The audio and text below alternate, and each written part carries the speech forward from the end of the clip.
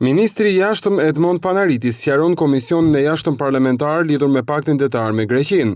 Panariti njoftoi se për çështjen e vendosjes së kufirit me fqinjin ton jugor është ngritur një grup pune i cili për bazë ka vendimin e gjykatës kushtetuese që ka rrëzuar marrëveshjen e parë mes dy vendeve, ndërsa theksoi se nuk ka negocime me Greqinë lidhur me këtë çështje. Pozicionimi jon ka qenë i qartë, i prerë dhe koherent.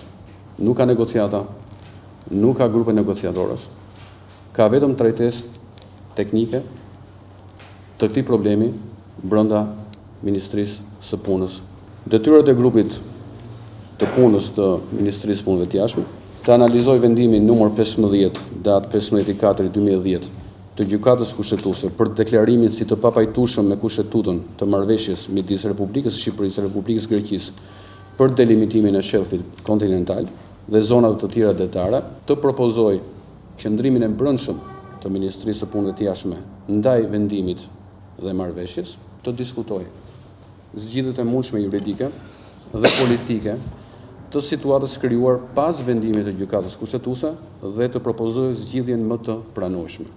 Deputetët e opozitës në komision kërkuan shpjegime lidhur me qëndrimin kontradiktor në ekzekutiv, duke sjellë në vëmendje deklaratat e kryeministrit Berisha dhe ato të vet zotit Panariti, lidhur me negociatat mes të dy vendeve për çështjen e kufirit me Greqinë. Deklarimet tuaja konfuze, të paqarta, kontradiktore, sigurisht që e mbulojnë gjithë çështjen me mister edhe me një shqetësim.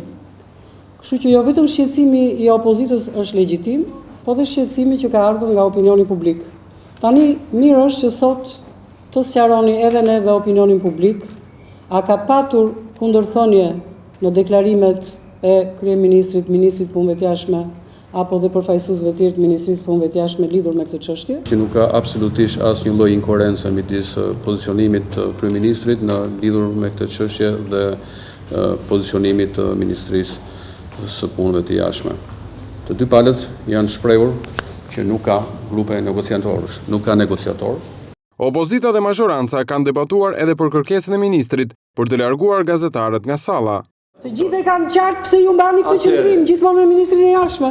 Largoni djalin tuaj që e keni punojnë sa atje dhe do jeni më i çliruar. Do jeni më i çliruar me ministrat. Me njerë pas kësaj, nënkryetaria e komisionit Arta Dade akuzoi drejt për drejt kryetarin Fatos Beja se po pengon funksionimin e komisionit dhe këtë sipas saj ka arsye të fortë se pse e bën. Shpreh keqardhjen e thellë që kryetari i komisionit krijon në mënyrë të qëllimshme konflikte me opozitën, e cila e kishte këtë seancën e vet, sepse janë kërkesat që ka bërë opozita, sikurse ju na keni ndjekur, për të pasuruar punën e Komisionit Jashtëm, i cili në mjaft aspekte është non-ekzistent. Kjo ndodh për arsye se drejtuesit e këtij komisioni kanë konflikte interesi sepse kanë të punësuar në Ministrinë e Punëve të Jashtme familjar të tyre.